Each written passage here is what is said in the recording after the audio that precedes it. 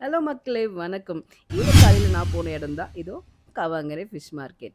So Kavangarai fish market செம்ம famous உங்க எல்லாருக்குமே தெரியும். அண்ட் சண்டே மார்னிங் கண்டிப்பா எல்லாருக்கும் நான்வெஜ் டே ஆச்சே.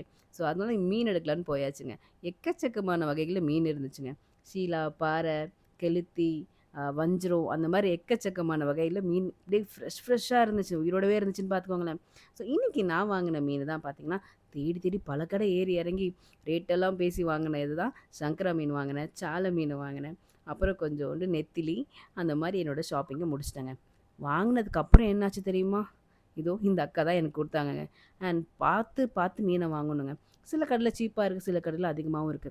ஸோ நீங்க போகும்போது எப்படி பார்த்து மீன வாங்குவீங்கன்னு கண்டிப்பா கமெண்ட்ல சொல்லுங்க. அது மட்டும் இல்லாம, நான் யூசுவலா வந்து கடைக்கு போம்போது பை எடுத்துட்டு போறத நான் மறந்துட்டு போயிடுவேன்.